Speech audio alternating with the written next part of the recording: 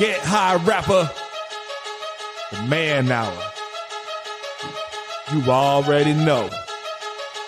It's live. It's raw. It's going down. Like this. I'm going around and letting everybody know that they welcome to the show. It's the latest thing you ever seen, you already know. Let me introduce you to your host of the hour. It be Mike and Mike. Yeah, it's the man hour. Got the hottest plays, all the breaking news. Every rumor, every trade, every breaking bruise. Tighten knuckle screws. Yeah, it's going down. Have you saying what the fuck and never watered down? It's going down. I'll be rolling up. And if you buy it or you sell it, then you made the cut. Watch me flip it back. I can double up. I got sriracha for that ass, I'ma burn it up. Gotta check the rules, but know that it be fair and foul. Rep blow the whistle, coach throw the towel. We can do this on the field or outside the lines. It's the man hour though, now we going live.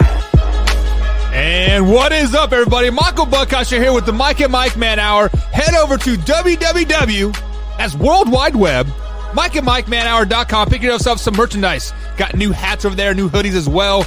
All the good stuff, or you can drop a donation as well. But the easiest way to support the show, head over to youtube.com/Mike and Mike Man Hour. Hit that subscribe button, hit that bell icon. We are live Monday through Friday, 1 p.m. East Coast time. But as always, I am welcomed, brought into you by Mike LeBlanc. Mike, what is up, man? What is up? What is up? What is up? What up? What up? The World Wide Web? Really? The World Wide Web for those old school people. So I was talking to because I have a lot of older friends, but because I work in the IT field and like IT, you just never leave. So there's like 50, 60-year-old folk there. And you didn't really say the World Wide Web? Yeah. So like nowadays, like you really don't put the www in front of shit. Like you just type in the site, manhour.com, right? But they're like www.support.com. I was like, what? What does WWD even mean? They're like, World Wide Web, good sir. World Wide Web. I'm like, get out of here with that shit. It's https:// now.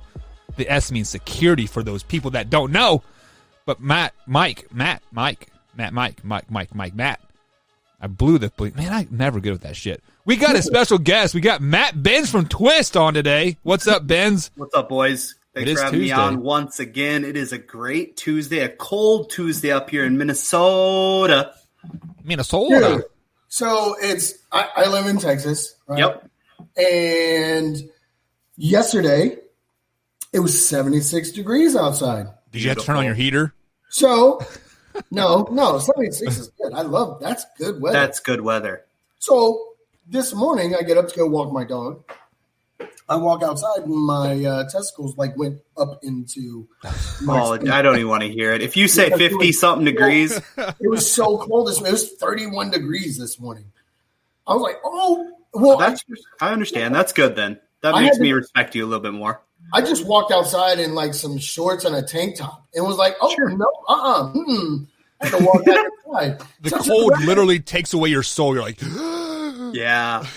I mean, when I wake up for work in the morning and I'm up at 2:00 and I'm out the door at 2:30 and it's 17 this morning and I'm just like, all right, glad I wore pants today. I think Texas drinks whiskey with me because the weather is drunk. It was 76 degrees outside yesterday. Yeah. Now it's 34. Tomorrow it'll be 85.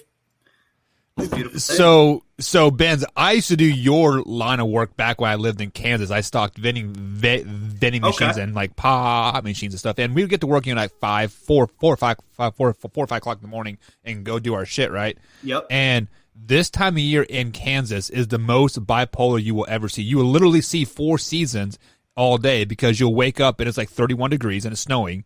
Yep.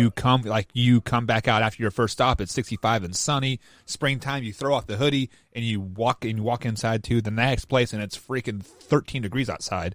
It just that is the worst. 3 weeks ago it was 70-something degrees. The same week we got 7 inches of snow. So it's beautiful. It's just what Speaking it's all about. of 7 inches, yeah, the Bears got that last night.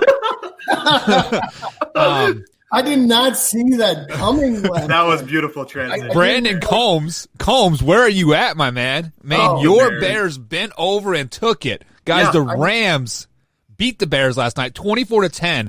I was actually rooting for the Bears. I picked the Bears to win because I thought the Rams are kind of smoke and mirrors. But, Benj, you are the guest today. What are your thoughts of this game? Like, did the Rams kind of prove people wrong? Yeah, I mean, they proved people wrong without doing it in a freaking electric way, right? I mean, it wasn't necessarily the Rams' best offensive game that they've had, but they got the job done against a stout defense. But you see the other side of the ball, and you see how crappy the play calling is, along with maybe the majority of the talent on the Bears' offensive side of the ball is garbage. And it shows. It shows when you play a competitive team. Yes, they beat the Bucs. We all understand they beat the Bucs by a point. We get that. But it shows right there that their record is a facade. So, do you think it's a facade? Do you think they were just overlooking the Rams, right? Because the Rams, that's all they've beaten, really, let's be honest, is the NFC East, right? A bunch of 2-0 teams, horrible teams, right? So do you think they were overlooking the Rams going to the Saints? What do you think, Buck? I don't think the Bears are in a position to overlook anybody, because if you look at their schedule moving forward, they had the Saints, Titans, Vikings, Packers. They could easily go 1-3 in the next 4 games. So this was almost I want to say a must-win game for them, because the Bears go 6-1 in this stretch of games versus the Titans, Vikings, Saints, and Packers, and you only get 1 win out of that. You are still 7-4, not 6-4, right? Right, exactly. So, and I think when you look at also, yes, the Rams beat the Cowboys, but you got to remember that was with Dak week 1. So I mean, right. You think about really not saying much either. So it definitely is when you think that the Rams should have lost to the Cowboys. That defense, right? Yep. The Cowboys defense has been horrible all season. It's been atrocious all season long. Sure. Right. Did Van Der Esch get hurt in the first game, or was that week 2? He was out all season until 2 weeks ago, if I'm not mistaken. Because he played week 1. He got hurt week 1. Oh, okay.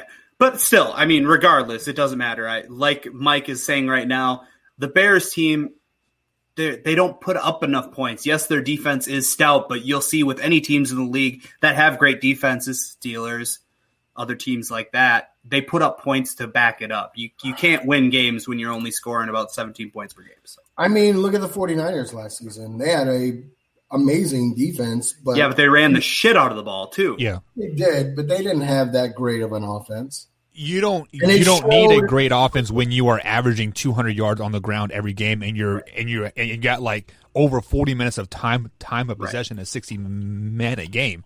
Yeah. And then your defense, only gives it 1 score. I mean, like honestly, the 49ers could have won every game last year 7-3, and they would have been perfectly happy. Like, let's be flat out honest. Yes, Mike Reeves, I am a Caucasian. Thank you, sir. Thank you. Levi's, Columbia. Let's go. So back to Mike Reeves' comment. They're saying the Bears are the worst team in the NFL history. I wouldn't go that far yet, because the Bears defense is pretty damn good. I mean, the Rams offense is still pretty high flying offense, right? I mean, even though it's been a Reeves, have you not seen the NFC East play this year? Yeah. The Bears could easily beat Washington, Dallas, Philly. I don't know. That's the crazy part that I was thinking this last weekend. Could the Bears beat the Washington football team? That's sketchy to me, because that's a trap. Washington is finding their role offensively, right? They try to limit the mistakes with Kyle Allen, and they try to bomb Antonio Gibson, and they just get Scary Terry involved, and that's really their MO, right? But the defense keeps them in the games, and I trust that offense in Washington more than I trust the Bears offense, even with play calling in of itself. So I don't know. That's interesting. So I want to propose a question to you guys. I texted Brandon Combs last night when basically Nick Foles looked like hot garbage. Correct. Is it time for Mitch to come on back in? Oh, do you guys think it's time for Mitch to come back in? It was never time for him to come out. We've been saying this week in and week out. It was never time for him to come out. Yes, he was making mistakes, but they were still winning games at that point.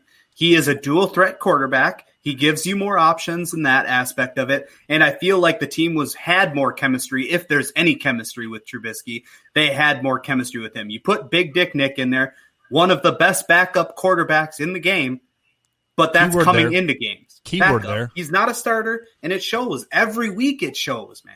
It's shown his whole career. Every time he has left Philly, he has shit the bed. Like, let's Correct. be flat honest.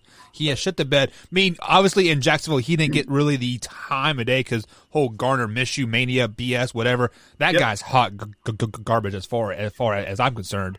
Mike, what are you thinking? Garner Minshew is by far the worst starting quarterback in all of NFL. Name me one worse than he is.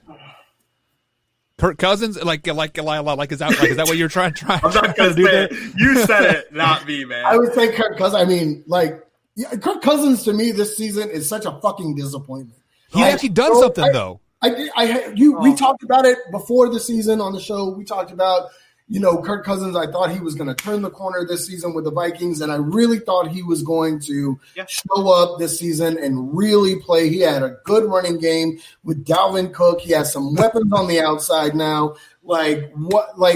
But you kept telling me, hey, he can't show up in big games. When all the attention's on him, he can't show up. And that's perfectly fine. If he can't proven. show up in big games, that's fine. But this year he hasn't shown up He hasn't shown up at all. at all. Well, That's he scary. showed up one game when he had 250 yards passing that one game when they actually had an offense explosion that one game Against Seattle where they lost. Yeah, but he still showed up and played well, I thought. Yeah, we'll give him that. But I mean, it's the anybody- roller coaster. When anybody ever talks about Kirk Cousins, I always go back to when he's walking into the locker room holding his. You like that? Yeah. No, we don't. No. We actually liked it if you would do it No. 16 games a season, just Yeah. not for 16 minutes. Exactly. How much did the Vikings pay? It was like $100 million, right? 84. $84 million. Yeah. Well, the Vikings did pay $100 million between their coach and their Sure. quarterback. They're probably going to fire by the end of the year. That was a but waste of money. That was a whatever. waste of money. 100%. So You can't. I don't know. I'll still ride with them. I'll still ride with them over Case Keenum. I'll ride with them over Teddy. It is what it is. Speaking of Case Keenum, Sure. he's one of the quarterbacks I think Dallas should go after and trade for. Him, Case Keenum, Jacoby Brissett or Jameis Winston. Cowboys need to go into some kind of new direction. the Cowboys do? And they're going to overpay for it? They're going to have to really overpay for any of those. I mean, of course, but I mean, if Andy Dalton goes down like he did last week, right? DiNucci, right? Who the hell is that? 7th round pick. You Tom Brady, yes. Exactly. We need yes, for everybody who is asking, this is a glass of whiskey. I just it is Bullet Rye. So yeah, anybody want to make donations? Send me a bottle of Bullet Rye. Yep, Mike and MikeManor.com, guys. Hit that donation tab. Be highly appreciated. Oh, my gosh. But- Brilliant. Yeah, I mean, the Cowboys need to do something at backup quarterback. I mean, it's either it's DiNucci or Garrett Gilbert. I mean, Sure. No, Reeves. I think they have to. They have to add a quarterback. I don't know. The scary part about Cowboys right now is I feel like there's a fire sale going on. You know, I really don't see them necessarily. Jerry Jones is Jerry Jones, and he will throw cash around, right? But I just see them Just not kind the of Dak. right. Yeah. You know what? We're not winning the title, but you know what? Like Buck, we talked about it yesterday. The playoffs are still a very, very, very real thing for the 4 NFC. wins away, right? Yeah, I mean God. that whole division is hot garbage. So That- do not go That out. too. And thinking about that, like, do you want to be? That's me as a Vikings fan. This is what I have to take into account this season. Do I want to be the plain Jane Vikings this year and hope that they run the table and make a wild card game and lose and get a shitty draft pick, or do I want them to continue to lose and to get a good pick? I mean, you see all these middle of the road teams that don't make a run, they get a shitty draft pick. There's no future in that. There's no future in free agency when you're the Minnesota market. Maybe with Dallas there is.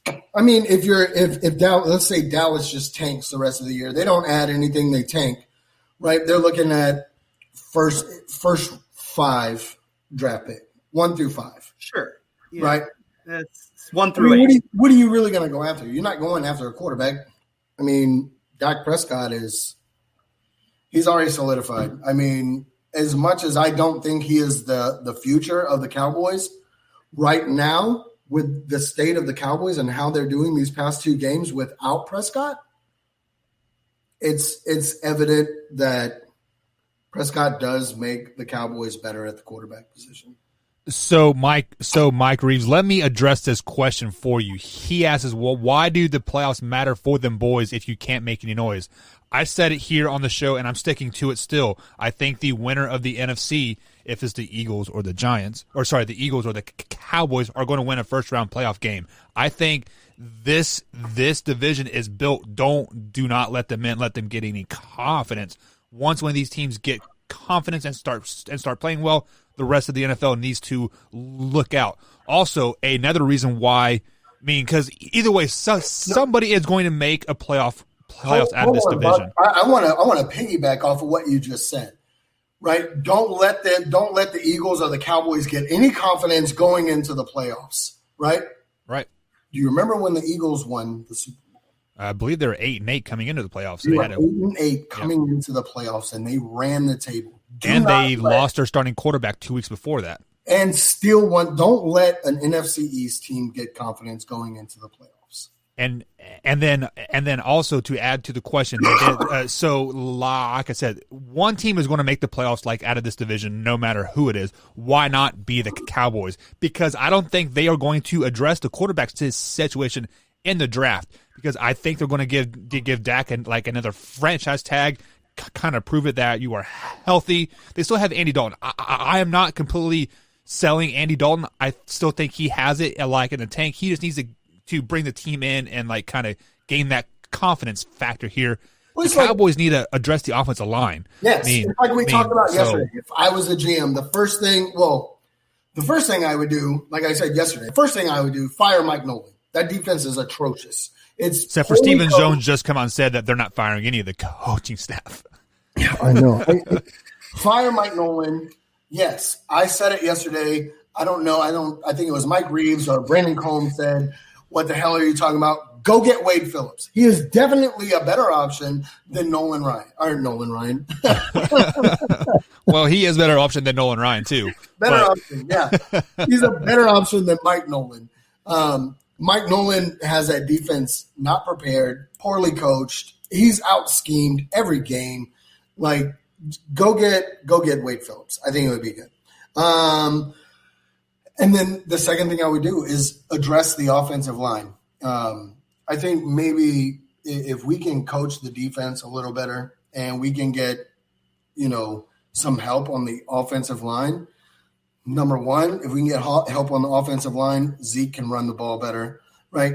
I get it. He's a $90 million man, but behind that line, there's only so much any running back can do. It doesn't matter what running back you are. If you have defenders in the backfield while you're getting the ball in your hand, there's nothing you can do.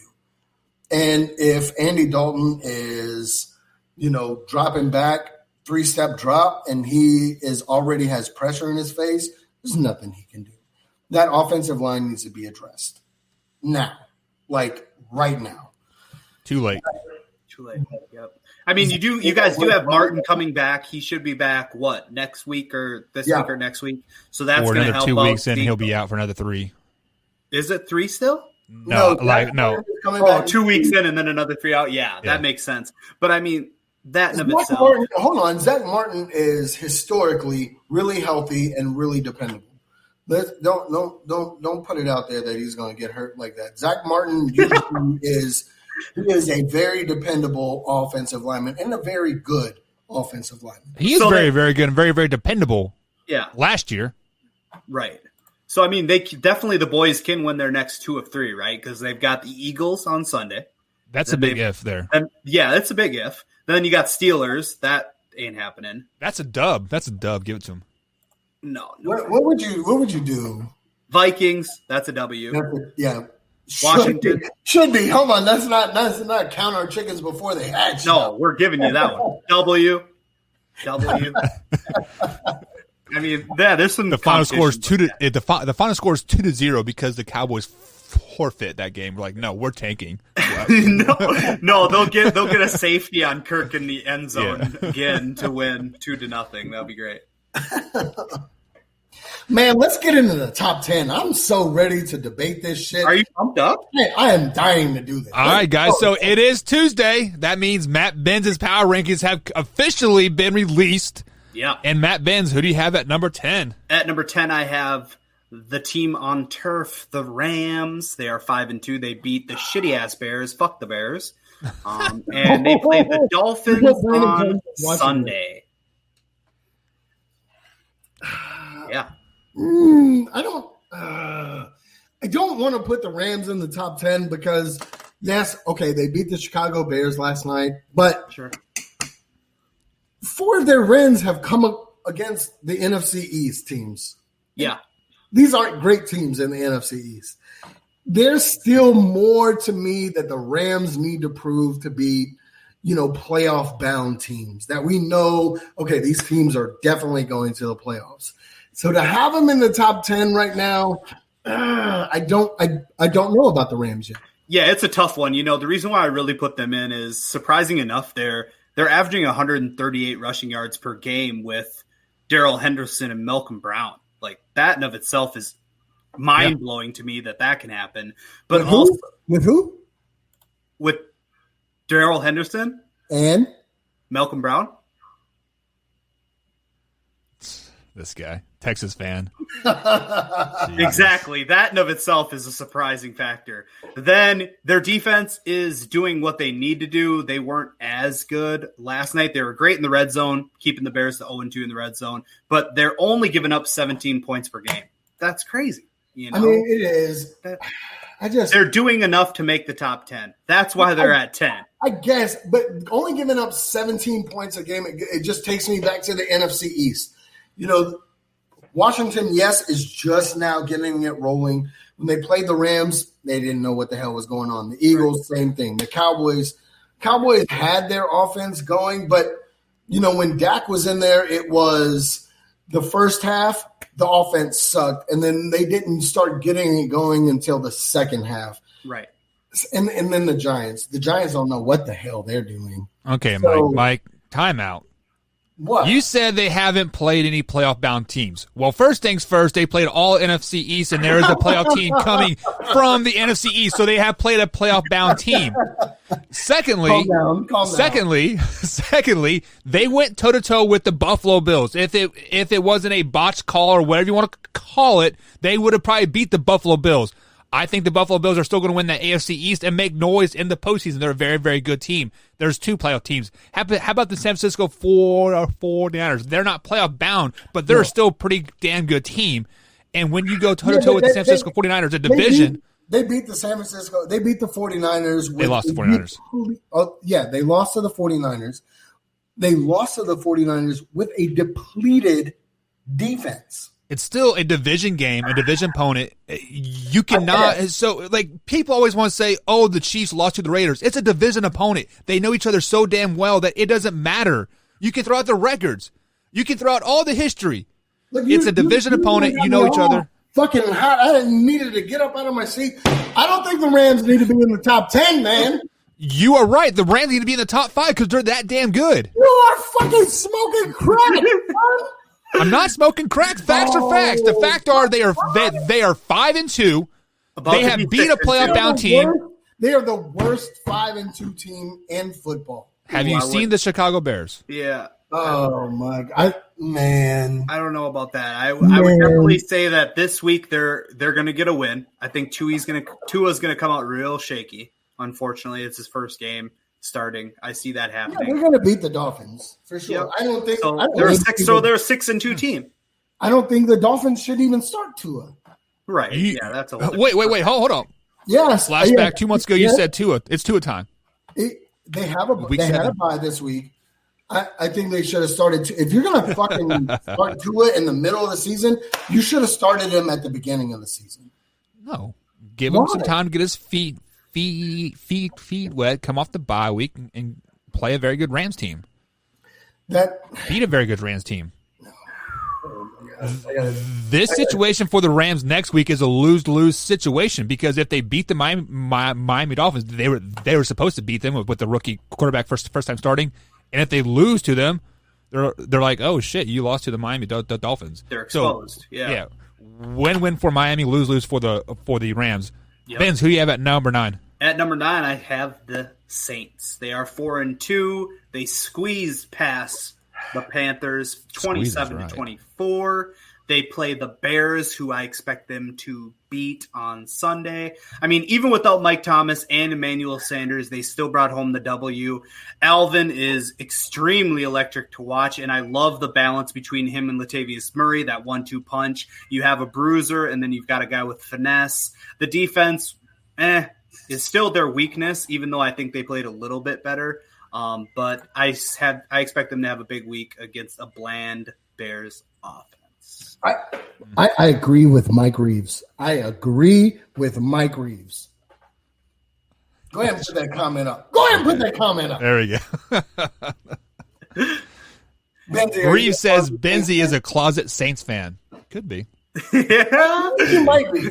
I think you've been keeping the Saints. There's not many teams I like beating more than the Saints, but it's hard to take them out after I've been riding with them so long in my top 10. You know, if they continue to win, I got to continue to have them somewhere. So 9 seems to be that spot where I'm going to hold them at. So I like the Saints at number 10. I like them actually as an honorable mention. Honestly, if we're being honest, that defense is just so suspect to me because, and granted, yes, you know, their offense is firing on all cylinders, right? Especially when you have Drew Brees in the backfield. But it's not. It's not firing on all cylinders. Yeah. That's the crazy part. 6.5 right now out of 8. It's firing on all. Okay, let me walk that back. It's firing on all cylinders when it actually matters. When Drew Brees has to go out and win the game for him, sure, he did it. Yeah. Okay, so basically what Mike is trying to say here is the car will not idle, but when you put the gas pedal down, it'll go 0 to 60 in about an hour and like an hour and a half, right? Because they are so old, they're so crooked and whatever. But come on, Ben. Saints in the top 10. A guy would have dropped them out after week 4 after losing to the Raiders and the Packers back-to-back games there. Yes, they did. Yes, they come back and beat the Lions. Congratulations. They beat the Chargers, which is a very, very competitive game. Yep. And I thought the Panthers were going to beat them, but they somehow pulled it out somehow, some way. The problem with the Saints that's what I mean. When the game is on the line and you need something, the offense starts firing on all cylinders. And that's why I don't like them in the top 10 because your offense should be firing on all cylinders throughout the whole game. Not just when, hey, we're about to lose this shit. We need to just go ahead and then boom, why does it only start clicking when you are about to lose? Why can't it click all game long?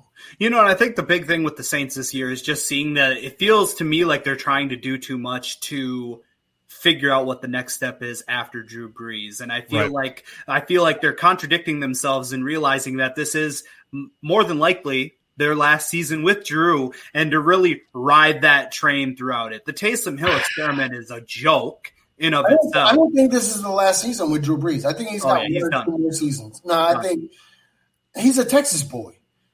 We don't quit. You're right. You get fired, and Drew Brees should probably be fired at the end of the season because it is time to move on from Drew Brees. It's not time to move on from Drew Brees. It's done. One more season. Everybody thinks that he's not playing to his caliber this season, which he's not because he is an HOF. So he's not playing as an HOF this year. But another year onto it, he's not at that caliber. He is not a Tom Brady. Bold statement there, but my biggest concern about the New Orleans Saints is the fact that they don't have Michael Thomas in the lineup. Right. They are like a knocking engine. Disrespectful. Like I'm just speaking the facts. But the you are disrespectful. Love Drew, but he's not Tom. neither of them are Peyton Manning, but we'll go ahead and move past that point. I digress. But the problem that I have with the Saints is why are they not playing Michael Thomas? You like you said it, Ben, yourself. Yes, they're winning without Michael Thomas. I believe that was pre-show that you said that. But why are they doing that? Like, it doesn't make sense to me. Like, we've said Michael Thomas is a top 5 NFL or a top receiver in all of the NFL. Right. And you're sitting him for arguing with a teammate? Come on. Right. Is this Sean Payton's last year? Shit. And that's the thing. When you have coaching staffs that have been there for so long, you start to see finally the regression. And yes, they've had dynasty moments and they've built this empire, but it's long in the tooth. You know what I mean? It's expired in that aspect of it. There needs to be a freshness rolling into franchises in order for them to keep steamrolling. I mean, you look at New England right now. Yes, they've had a lot of issues here and there and everywhere, and a lot of opt-outs and a lot of you lose your franchise quarterback, and you're going with a goodwill bin quarterback that you're finding out of the clearance bin. But you see it where it's time for freshness in a lot of different franchises. So it's interesting to see. I still think the Saints this year, they're still rooting and booting. I think if they can show an offensive spark and really put up points against the Bears team this week, that might give me a little more reason to keep them at 9. But let me sidebar real quick. Go ahead. Let me sidebar real quick. Hold on. I have a real quick question. God. Let's hear it. So you talked about the Patriots, right? Yep. Where there needs to be some freshness. Yeah. This is where I was going to. Do you think this is Belichick's last year and Josh McDaniels becomes the head coach?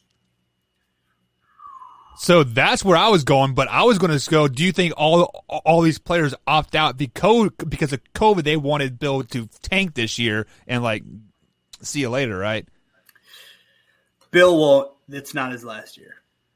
I mean, I'm not. No, I get it. It's very intriguing. I love the question, but I don't see this being Belichick's last year simply because if they did that, season ticket holders would lose their shit. Yes. Bill Belichick, and I don't give a shit what either one of you say, and I hate the Patriots. Bill Belichick is arguably the best coach ever. Best head coach of all time. Correct. So wouldn't this be something?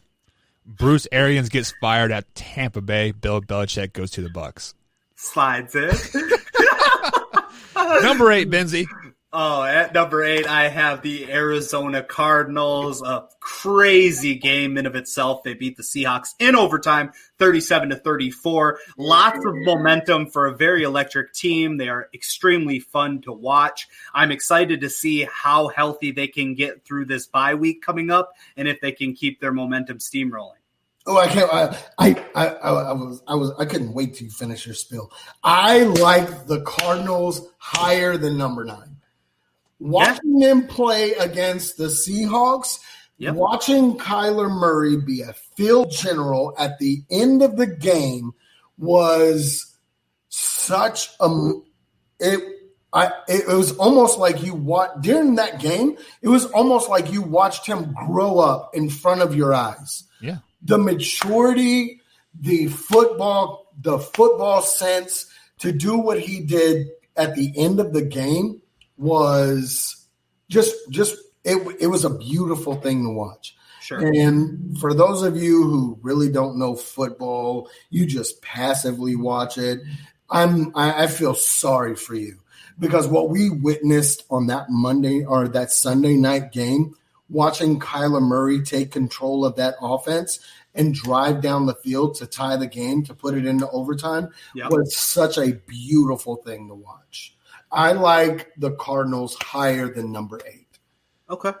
Yeah, and with that being said, yes, this is the power rankings for, like, that week, right? I mean, like, that's how you do your power rankings is like week to week type of base, but they build on each other, much Right. like the college football power rankings. And with that being said, every time a team outside the top 10 beats a team inside the top 10, usually they kind of flip-flop spots. So when I say that, I'm expecting the Seattle Seahawks to be out of the top 10 because you have the Cardinals at number 8, and we've seen 10 and 9, and then you see the Cardinals. I'm like, hey, wait a second. Yeah. Seahawks are arguably one of the top 2 teams in the NFC, and then the Cardinals beat them. Shouldn't they be in the top 5? I mean, Kyler Murray went toe to toe with the. He stepped on Russell Wilson's toes. Like, get out of here, boy. In my opinion, Kyler Murray went toe to toe with the MVP this season. Russell Wilson has been playing lights out all season. In my opinion, Russell Wilson is the MVP so far this season. And he went toe to toe with Russell Wilson and came out on top. Yeah. Kyler Murray is special. Kyler Murray is very special, and I didn't think I definitely he was agree with going to be. I thought his height was going to be an issue in the NFL. I really did.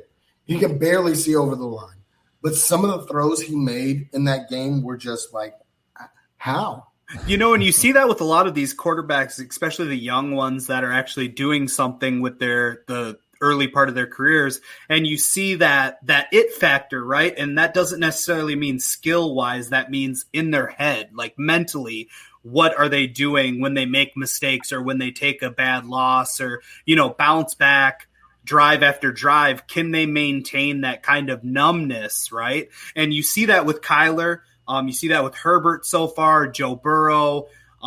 You don't really see that with Baker because Baker is mentally deranged, right? So he's all over the place. If he's on, and he's Baker mania, right? But when he's off, he's extremely off inside of his head. And you don't see that with Kyler. You see that calm, cool, collective, composed baseball player in a football player's body. That's exactly what you got going on. So, yeah, it's interesting. The reason why I'm not giving them as much respect yet is just because I don't know. I don't know why I need to see more from them consistently. And I don't know. I don't know. The running game scares me a lot. If your passing game's off, they're in the running game. They haven't seemed to be able to get that going on a weekly basis. Now you got Kenyon Drake, who's week to week. It's tough. You'll see what happens. But yeah, at 8, I definitely didn't flip flop. You'll see that deeper into the power rankings. And all right, but go ahead. Well, first things first, I think you have them so low and you need to see more from them is because they lost to the old mighty Detroit Lions that are still going 10-6 this season and winning that NFC North division. Number 7. Put the crack pipe down. At number 7, we have the Baltimore Ravens. They are coming off their bye week and they play the Steel Curtain on Sunday. Sketchy quarterback play and inconsistent weeks. I feel like this week the Ravens are going to get punched in the face and it's going to really expose because they aren't going to be able to get a rushing game going. That is exactly what's not going to happen against the Steelers. And they're going to have to throw the rock and it's going to be exposed once again. Yeah, I agree with everything Benzie said. I think the Ravens are going to get punched in the mouth. I think that defense is going to get exposed, and I think Big Ben and Claypool are going to expose them. They're going to be so worried about Juju that they're going to leave Claypool one-on-one, and Claypool is a rising star. I mean, he's done some great things. I think Juju doesn't get as many targets, and I think Claypool gets 2 or 3 touchdowns from Big Ben, and this is going to be a just slap in the face for the Ravens. So I know this is not the Steelers, this is the Baltimore Ravens, but speaking on the Steelers, this is exactly what AB and Juju did back in their day. AB was getting double team, Juju was, single coverage, and he blew up. Claypool was going to do the same thing. However, the Baltimore Ravens are a team that is, I think they're still trying to find their way. They are still trying to find their identity outside of Lamar Jackson physically carrying the team week in and week out. And this week they get exposed big time.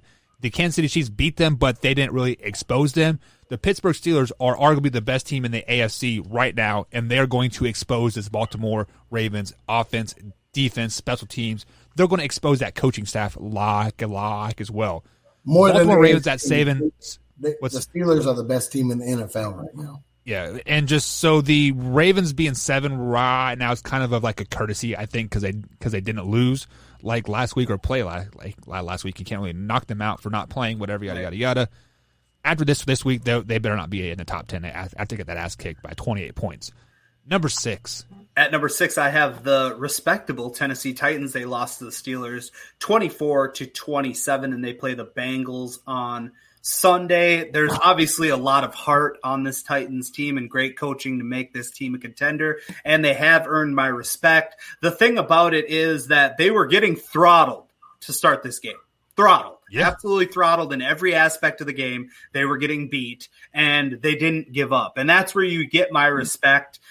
That's where they still are at 6, and a lot of people are like, oh, they lost. Yeah, understandable. There are teams that are still even lower than this that have lost this last week, and they still have my respect in that aspect. So Tennessee at 6. I love Tennessee at number 6, even though they lost. I think you had them at number 5 last week, right? Right. Yep. I like them at number 6. I really do. I love the way Tennessee is playing football right now. I love it. It is old school, methodically, pound the rock. We're going to keep our offense on the field to keep your defense off. That's the key to beating the Titans. If you can keep the offense off of the field. And for the first half, that's what the Steelers did. They kept their offense off the field. That's where they were able to throttle them in the first half. They went in halftime, they made some adjustments, and they started playing their game again. And they methodically pounded the rock and started coming back. I love the way Tennessee is playing ball right now. Don't be surprised. I'm calling it right now. Don't be surprised if Tennessee is in the AFC Championship. Don't be surprised. I am going to be surprised because they're not going to make it. I am not jumping on this bandwagon yet. I don't care if they were 5-0 going into week 7, yada, yada, yada. Fun fact here, this is only the second time that 2 undefeated teams have faced each other this late in the season, and the winner of that game went on to the Super Bowl. What did the loser of that game do? They missed the playoffs. So looking at the Titans' schedule moving forward, they had the Bengals. I don't care about your stats, Buck. I don't give a shit about your stats. You know why? You should. 2 seasons ago, the Philadelphia Eagles were 8-8 going into the playoffs and ran the table when statistically that is not possible. Statistically, no team really does that, and they went all the way to the playoff. They went all the way through the playoffs to the Super Bowl with a backup quarterback and won. First of all, I can name 3 NFC East teams that have done it in the last 20 years. The Giants twice and the Eagles. The Giants didn't do it twice. They didn't go into the playoffs 8-8.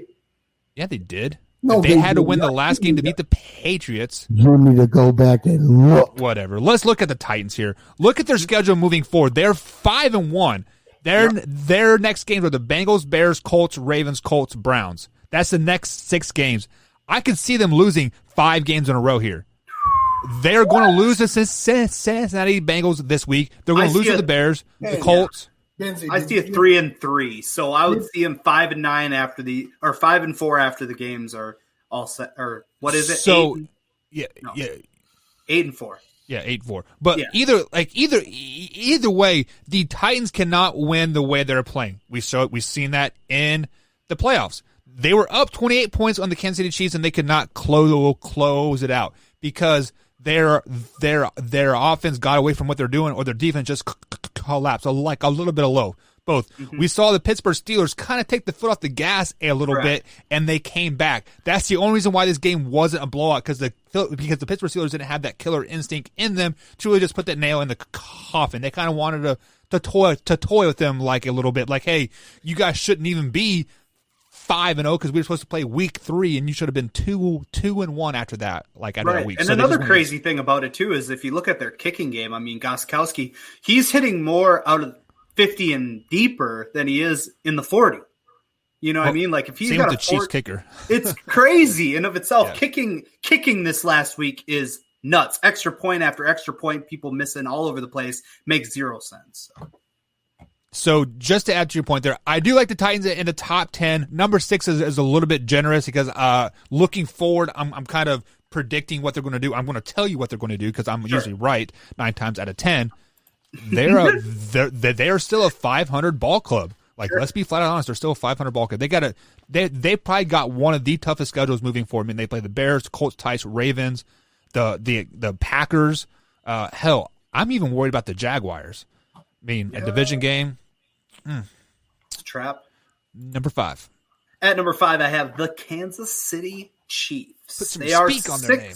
6-1. They beat the Broncos 43-16 in a horrible weather game. They played the horrible Jets with the worst coach in the NFL, Adam Gase, who is a pile of garbage. Better defensive play. They did have better defensive play this last week with the sloppy weather, like I talked about. But they need to have more sustained drives. And you didn't see that as much, and I haven't seen that as much in the last 2 weeks that they've played, where they're feeling confident on the offensive side of the ball, because they should be the most confident offensive team, and it's not standing out to me as much. So it will be interesting to see them get their confidence back after playing a team like the Jets this week. Good, Mike. I like the Chiefs at 5. Actually, I would probably change. I'd probably put Chiefs at 6, Titans at 5. Get the hell out of here. I don't know about that. Get out of here. Patty Mahomes never will fall out of the top 5. They could be 8-8, and he'll still be at 5. We're talking about power rankings, right? Right. Yep. We're not talking about individual, right? I get it that, but it's Patty Mahomes is on the team, so therefore they are powerful. Facts. What do you mean? Facts. Come on. This is why. Okay, first of all, I love the Kansas City Chiefs. I am a Chiefs fan. This is going to be my homer talking at me 100%. They are a top 3 NFL power team right now. Did you guys see what they did against the Buffalo Bills? The Buffalo Bills were taking away the deep ball. They were taking away the passing game. They run the ball 42 times. I get it. Yep. 42 times. Yep. Then versus the Broncos in a sloppy, snowing game, they scored on all 3 aspects of the game. Pick 6, kickoff return, and Patrick Mahomes sat the whole fourth quarter. Titans number 5, Chiefs number 6. But Mike, I'm going to mute you because you are talking out of your mouth right now, talking out of your butt right now, because the Kansas City Chiefs it's because it's the Kansas City Chiefs. It's because it's Bucks team, right? Not necessarily though. Remember. Now this is by power rankings, and even though I have them at 5, they could easily be in the top 3. Now, the team that I have coming up, and I'll explain it more once we get to that team, yes, easily. And that is simply because, easily. Who is 4? At number 4, I have the Tampa Bay Buccaneers. They are 5-2. They beat the Raiders, which I thought in of itself would have been a trap game, and it was a pretty fun game to watch. They play the Giants on Monday night, which they will throttle that. But just seeing Tom Brady, and yes, I understand Buck kind of posted about this earlier of how is it the competition or is it the talent? Is it the actual team or is it kind of a facade in the 5-2 record? I feel like it is both sides of the ball. I didn't expect play like this out of Tom Brady at all this season. No. I expected him to be consistent, and I expected him to not make as many mistakes, but to see him balling out the way that he is against pretty decent teams. I mean, the Raiders aren't a slouch by any means. And then the Packers the week before, I mean. Let's be honest. Brady to Gronk looks like the old Brady to Gronk in the Super Bowl days. You're right. Am I right or am I wrong? Yeah. You were right. Did you see Gronk just in the end zone like, no, bitch, this is my ball? Yeah, that's Gronk getting back into game shape. And you could tell at the beginning of the season, Gronk was not prepared to play football this year. He was not in football shape, but now you see him starting to come. Obviously, That without is O.J. very, Howard very- as well, he's getting way more targets. I think he's had 22 targets in the last 3 weeks, which And then- is nuts. And it's very, very dangerous for teams playing the Bucs. It is not very, very dangerous for the team playing the You are Bucs because smart. Look at here this is the ball reason why. flying out of your mouth. Because here, How is it not dangerous? They're going back. Brady and Gronk have a long history, and Right. now they're getting back to Brady and Gronk. they have a long history because they're so freaking old. No, This no, this is the reason why it is this is going to be bad for the Bucs. They added a player called AB. Yep. Antonio Brown. Did you Right. see what Tom Brady did? And Antonio Brown when he was in New England, he forced him the ball like 17 targets or 18 targets in that one game that he played. He totally eliminated everybody from the offense because he wanted to get AB the ball to make him happy. Right? That's exactly what's going to happen in Tampa Bay, and the Tampa Bay Buccaneers are going to go like this. Now, Buck, the only reason why I don't think that is going to happen is because you're getting AB out of the Goodwill bin. And that's the only reason. Now, when they got him the last time, he was still relevant, we'll say, just because he hadn't been gone. Yeah, he's always – I mean, that's what you're going to get. Look back into history. The best wide receivers in the game, for the most part, were prima donnas, right? I mean, that's yeah, just they what have it to is. be. They have to Yeah, be. exactly. They're going to get inside your head, and they're going to be – all over the place mentally. But I don't think that will happen. You heard that Godwin is going to be week to week now, didn't he? I think he broke a finger or something like that. Yeah.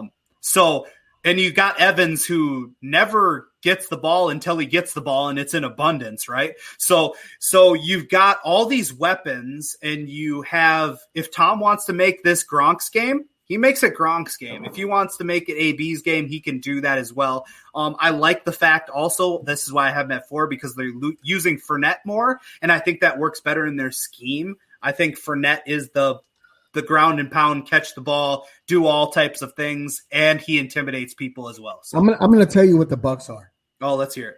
Overrated? Besides Tom Brady. No, I don't think that. I don't. Who have they played? Who had the Bucs played? Hey, listen to me. Listen. You know what the Bucs are? Overrated. They're the poor man's Cowboys. Well, they ain't poor, I'll tell you that. They're shelling out now. No, they're not really. I mean, they're paying AB. They're not paying AB much. Yeah, No, sure. I'll tell you what the Bucs are. They're old man strength. Whenever I had to play my dad on the blacktop, beat me. Never understood why. This team is old man strength, and it shows in multiple facets. I don't think they're necessarily overrated. I think they're just hot right now. They are hot right now, and that's why they are where they're at. And when they're hot, or when Tom Brady is hot, it's hard to put him out. Yeah. Yep. Well, looking at their schedule moving forward, they don't have anybody that can really put them out. Maybe the Chiefs. Oh, because their schedule's so freaking horrible because they don't play anybody because they're overrated. But they'll lose first round of the playoffs. Ben's number 3.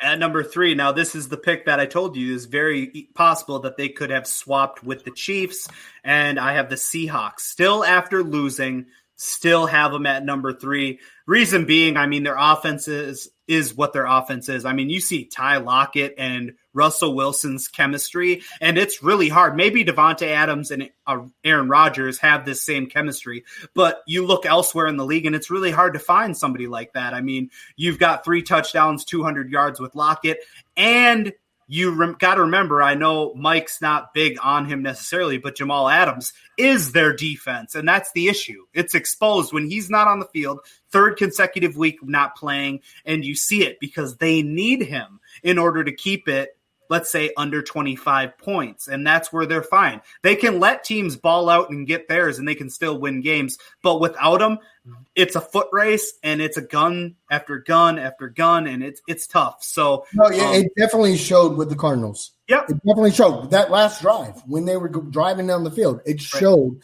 that Jamal Adams was really the key piece of that secondary. Yeah, he is their defense. It showed. Yep. It showed. So here's the problem that I'm seeing with the Seattle Seahawks. Do I think they're a good team? Yes. Do not take them out of the top 10 whatsoever. Sure. You probably take them out of the top 5 though, because here is why. They are kind of trending downward like at this time. They had a tough game versus the Miami Dolphins. Yes, they had to travel across the sure. Like the US play like a 9 a.m. game. It was like 85 degrees or like whatever. And then they struggle against the Vikings. The Vikings teams is not very good. So, sure. I mean, yes, it was a struggle, yada, yada, yada. And then they lost to the Cardinals. Then they played the 49ers, Bills, and Rams. Two conference games or two division games, and then the Buffalo Bills is a very, very good team. They might be on the down slope, and then after this Rams game, maybe they can come back up. But right now, I think they're trending downward a lot. The big thing with the Seahawks is going to be, before the trade deadline, what defensive acquisitions are you going to make? Who can you find teams that are selling that you can grab? Is it going to be a guy like, let's see, I mean, really from the Vikings, who do you want? Because Harrison Smith, I don't see them grabbing another safety. I think they need corners, but they could. You know what I mean? It's teams like that. Yeah, exactly. You need pressure up front and things of that nature. Maybe go grab Everson Griffin from the Cowboys since they're shopping him. Things of that nature, but they have to make acquisitions fast to make that defense competitive. Otherwise, they're fucked. So, and speaking of shopping, the Jets are shopping defensive tackle Quentin Williams, so maybe that could be an acquisition. Number 2. Love that. At number 2, I have the Packers. They are 5-1. They beat the Texans 35-20. It shouldn't have even been that close. That's a lot of garbage time at the end. They play the Vikes on Sunday. Usually a border battle in Minnesota against Green Bay. We're usually so pumped up for that game. You even listen to radio right now on K-Fan. No one is talking about it. Everyone's downplaying it. It's not good. But when you're averaging almost 400 yards per game, 32 points per game, average defensive play, you win games. So, go ahead, Mike. Number 2, you have the Packers. My man, Aaron Rodgers. Hey, look, I think, when they lost to the Seahawks, right? Mm-hmm. I think Aaron Rodgers had an off game. I like the Packers at number 2. I think they are. Well, actually, though, they lost to the Bucs. The Bucs. Sorry. Yes, the Bucs. I think Aaron Rodgers just had an off game. I mean, he threw as many picks as in that game that he's had in the past 2 seasons. I like the Packers at number 2. I really think Aaron Rodgers has a chip on his shoulder. You drafted Jordan Love in the first round to replace me. I'm about to show you why you should not replace me. I'm about to show you why I'm Aaron Rodgers, bitch. I like the Packers at number 2. I think Packers are still the best team in the NFC. Oh, sure. Buck? I'm not for sure where the Green Bay Packers are going like at this point. They did drop a major L to the Bucks, and you had the Bucks at what? At number 4, right? Yeah, Bucks 4. Number 4. Yep. I don't know. The reason why I don't know is because they really haven't played anybody besides the Bucks yet. Yes, you can say the Saints were somebody in that week 3, but they didn't have Michael Thomas like at that point. Yeah. You can say they played the Lions, the division winner Lions, but they gave up a 21-point lead that the Lions did. So I don't know if I want to put stock into the Packers yet. Let them play the 49ers in 2 weeks, and then the Colts after that. Then I might jump on that Packers bandwagon. But I'm not disappointed that there are 2 because I believe you had them at number 1 the previous week or a few weeks ago. So, but like either way, Aaron freaking Rodgers is the MVP of the NFL this season so far. So far, Number 1. At number 1, I have the Pittsburgh Steelers. So they are 6-0. They beat the Titans 27-24. They play the Ravens on Sunday, which should be a great game in of itself. Middle of the road offense lately, and they need to be more conservative and make less turnovers to stay at the number one spot, that's for sure. But they also need to keep their foot on the gas. And I think you see that with a lot of the good teams this year, is that they're playing to the levels of their opponents. You're seeing that a lot. You're not seeing a lot of throttles this year. And that needs to be happening, because if you're a number one team, they get the benefit of the doubt, though, because that defense is phenomenal. Unbelievable.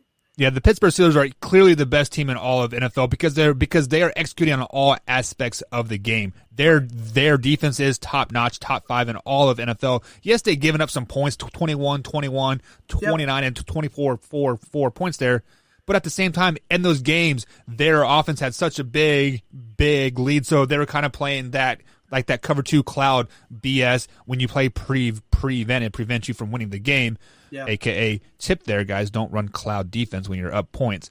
But with that being said, when it's just like what Mike was saying about the like about the Saints, when it's time to step up, that defense steps up and they clamp down many teams. I mean, they're giving up 68 rushing yards a game, which is crazy to me. That shouldn't even be possible. It shouldn't even be possible. Like only 68 a game. Like that's like one big run. Like, think about it. You're any team you're playing, you're taking the run game completely out. 100%. Yeah.